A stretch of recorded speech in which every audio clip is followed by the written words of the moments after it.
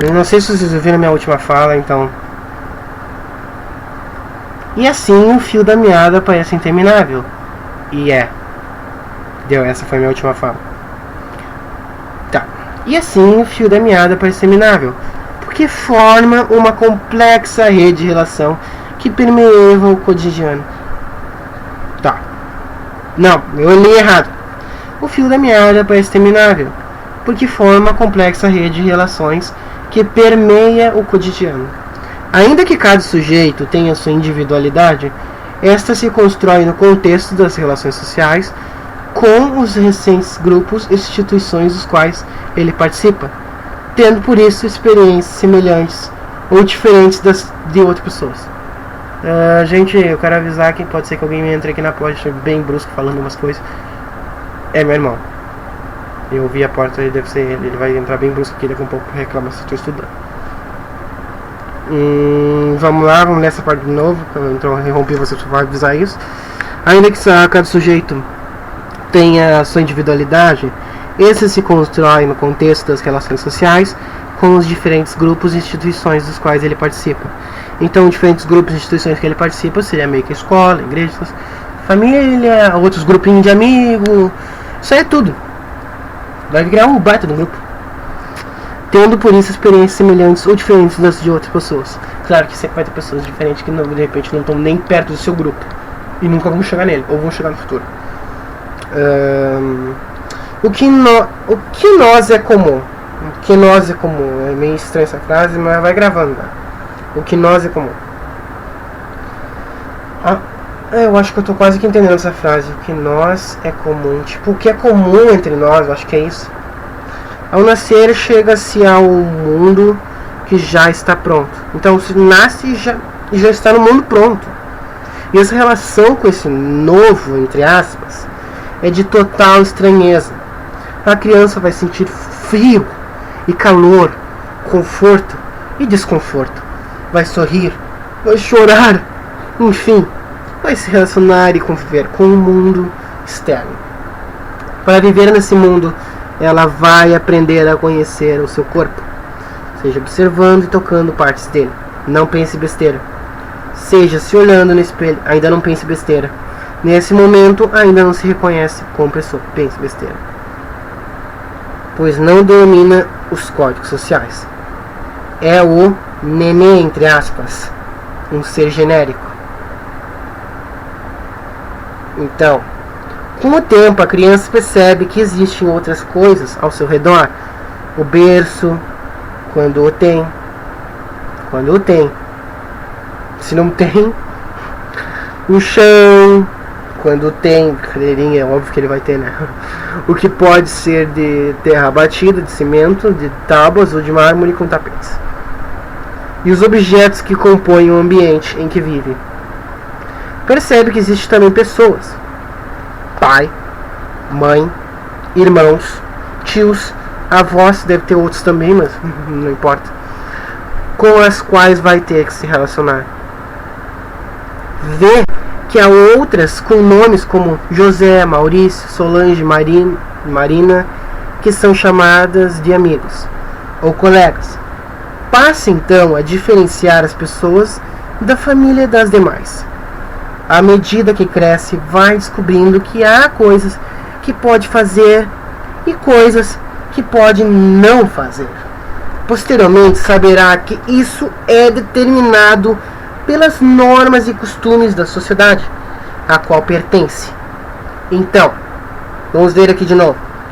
À medida que cresce, vai descobrindo que há coisas que ele pode fazer e coisas que ele não pode fazer. Então, ele vai crescendo, ele vai descobrindo, assim, tipo, eu não posso fazer isso, eu posso fazer isso, eu não posso fazer isso, eu posso fazer isso. Por quê? Porque posteriormente ele vai descobrir, ele vai saber que isso tudo foi determinado pelas normas e costumes da sociedade a qual pertence. No processo de conhecimento do mundo, a criança observa, não é observará, observa. A criança observa que alguns dias são diferentes dos outros. Óbvio, né? Mas isso é novo para ela, né? Como eu disse, ela nasce no mundo já pronto. É novo, entre aspas. Total estranheza, vou repetir aquele negócio de novo. Mas você já entendeu que ela percebe que há dias diferentes dos outros. Há dias em que os pais não saem para trabalhar e ficam em casa mais tempo. São ocasiões em que assiste mais a televisão, vai passear em algum parque ou outro lugar qualquer. Em que alguns desses dias nota que vai a um lugar diferente, que mais tarde ficará como igreja, no caso de os pais praticarem uma religião. Né? Tem que ver se os pais são ateus, né? Senão eles não vão praticar.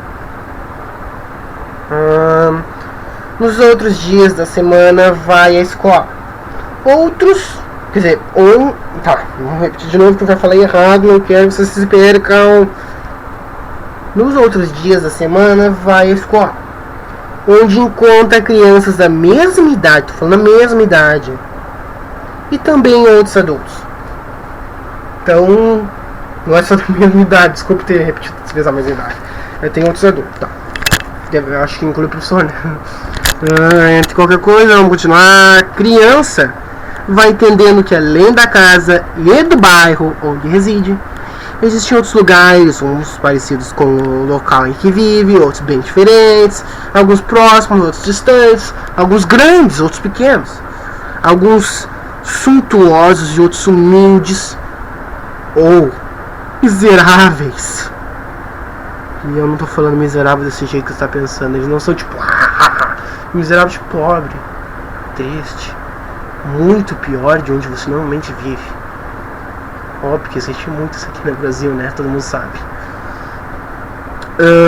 Ao viajar ou assistir uma televisão, a criança perceberá, não percebe, perceberá que existem cidades enormes e outras bem pequenas, novas e antigas, bem como áreas rurais, com poucas casas, onde se cultivam os alimentos que ela consome. Aos poucos saberá que cidades, zonas rurais, matas e rios fazem parte do território de um país que normalmente é dividido em unidades menores. No caso brasileiro, elas são chamadas de estados.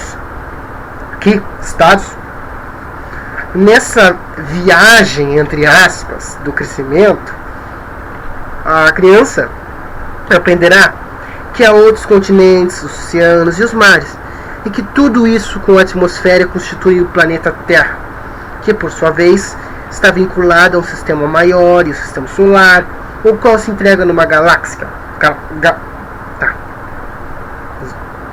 Nessa viagem, entre aspas, vou repetir tudo de não para garantir que não haja nada, porque essa parte é muito importante.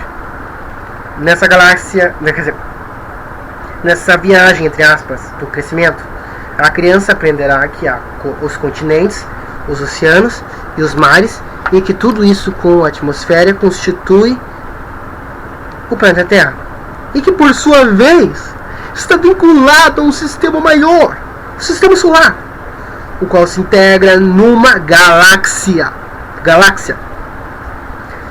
Esse processo de conviver com a família, com os vizinhos, de frequentar a escola, de ver televisão, de passear, de conhecer novos lugares, coisas, pessoas, compõe um universo cheio de faces, no qual a criança vai se socializando. Isto é, vai aprendendo e interiorizando palavras, significados, ideias, enfim, os valores e o modo de vida da sociedade da qual faz parte. As diferenças no processo de socialização, vamos ver. Óbvio que tem diferenças, então vamos ver as diferenças no processo de socialização. Entender a sociedade em que vivemos significa saber que há muitas diferenças e que é preciso olhar para elas. É muito diferente nascer e viver numa favela, num bairro rico, num condomínio fechado, ou numa área do sertão nordestino exposta a longos períodos de seca. Longos. Essa desigualdade nos promove formas diferentes de socialização. Diferentes até demais às vezes, né? Ao tratar de diferenças, temos também de vê-las no contexto histórico. A socialização dos dias atuais é completamente diferente da dos anos de 1950.